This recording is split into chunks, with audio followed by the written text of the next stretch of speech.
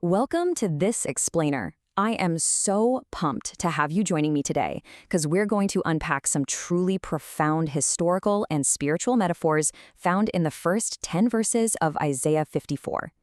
This text, it's an absolute masterpiece of ancient literature. It perfectly bridges deep emotional poetry with sweeping historical foresight. So if you've ever wondered how ancient biblical promises map onto massive geopolitical shifts or even intimate personal metaphors, well, you're absolutely in the right place.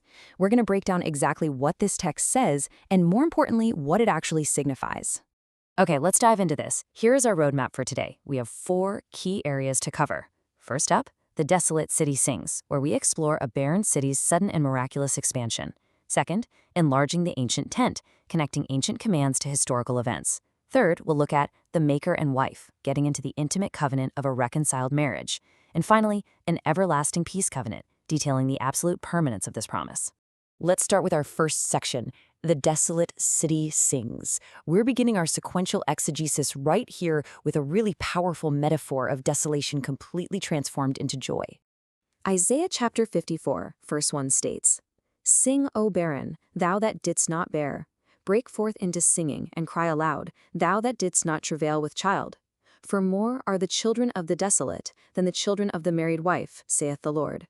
Now, let's decode this a bit. Jerusalem is being symbolized here as a woman. Before the Roman-Israeli wars of the 1st century AD, Jerusalem was considered married, thriving, protected, and fully populated. But after 70 AD, the city was destroyed, scattered, and left completely desolate. Essentially, she was left living as a widow. Now, what's really interesting about this slide is the sheer scale of the promise. The text tells us that the children of the desolate will actually outnumber the children of the married wife. I mean, how is that even possible for a destroyed city? Well, it's because this desolation period eventually leads to a massive global gathering. The population doesn't just recover, it explodes. It unites the scattered Jewish people around the world alongside believing Gentiles who are adopted right into the kingdom of God. Together, they form a population vastly greater than those pre-70 AD numbers. Let's move to and see how this builds into section 2, enlarging the ancient tent. So it's one thing to have a massive increase in people, right? But those people actually need somewhere to live. This metaphorical expansion connects directly to actual physical land and some major historical events of the 20th century. In Isaiah chapter 54, verse 2, it says, "Enlarge the place of thy tent, and let them stretch forth the curtains of thine habitations. Spare not, lengthen thy cords, and strengthen thy stakes." The tent here, that represents the dwelling land of the Jewish people. This is a direct command to prepare for physical expansion.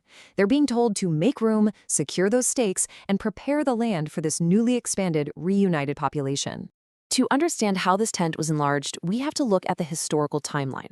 After the Romans crushed the Jewish revolt around 135 AD, they actively tried to erase Jewish identity by renaming the region of Judea to Syria Palestina. Fast forward through centuries of different empires, including the Ottomans, and we hit the 20th century.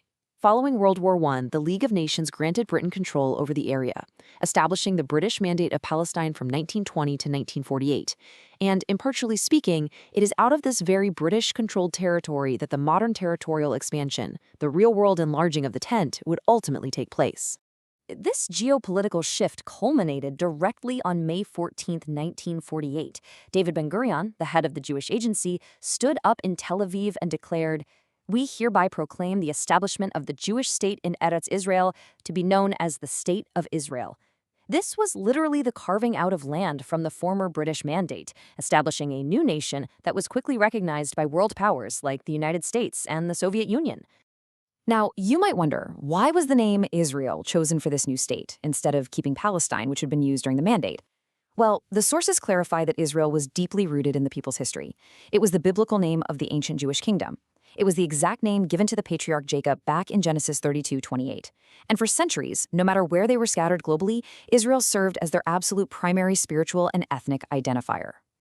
Isaiah chapter 54, verse 3 states, "For thou shalt break forth on the right hand and on the left, and thy seed shall inherit the Gentiles, and make the desolate cities to be inhabited."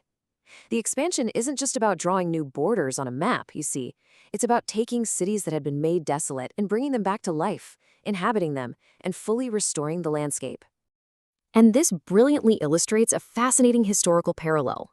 The sources point out that this is actually the second restoration. The first restoration happened around 100 BC when the Jewish people expanded to populate the Galilee region after returning from Babylon. The text sees that first event as a total foreshadowing of the second restoration post-1947, when they received land carved out of Palestine and continued to settle and expand the area, fortifying their stakes. This brings us to Section 3, the Maker and Wife. Now that we've mapped out the physical expansion, the narrative shifts inward.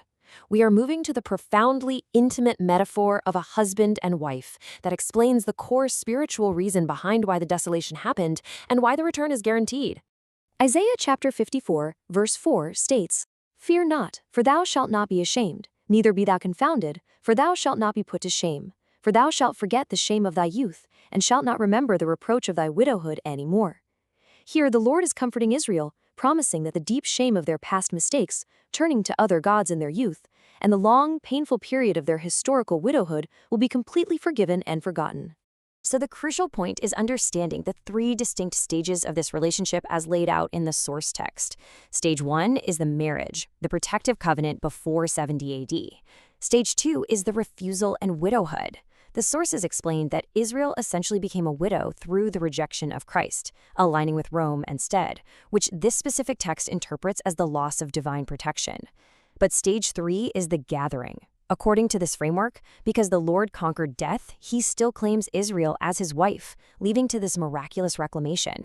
Isaiah chapter 54 verse 5 states, "For thy Maker is thine husband, the Lord of hosts is his name, and thy Redeemer, the Holy One of Israel. The God of the whole earth shall he be called." This is a huge shift. The Redeemer is no longer just the God of an isolated group. He is declared the God of the whole earth. The husband is stepping into a role that spans both Jew and Gentile across the entire globe.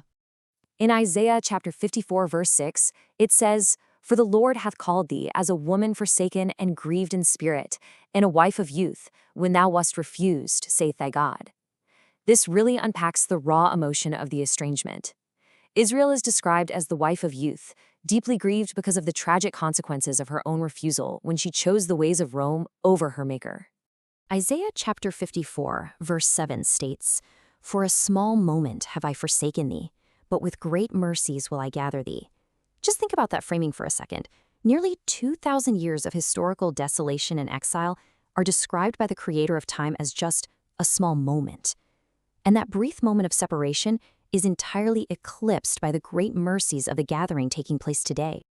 Which brings us to our final section, an everlasting peace covenant. We've seen the pain of the desolation and the joy of the return. Now, this explainer is going to resolve the historical pain of that long separation with a promise that is permanent and absolutely unbreakable. Isaiah chapter 54, verse 8 states, "In a little wrath I hid my face from thee for a moment, but with everlasting kindness will I have mercy on thee, saith the Lord thy Redeemer." The source material notes that, humanly speaking, surviving the destruction of Jerusalem, the Inquisition, and World War II feels like way more than just a little wrath. Yet, when contrasted against the backdrop of eternity and the everlasting kindness of the Redeemer, the historical judgments are put into divine perspective. Isaiah chapter 54 verse 9 says, "For this is as the waters of Noah unto me. For as I have sworn that the waters of Noah should no more go over the earth, so have I sworn that I would not be wroth with thee, nor rebuke thee." This directly equates the permanence of this promise to the covenant made with Noah. Just as the global flood was a judgment on the earth, the scattering was a judgment on Israel.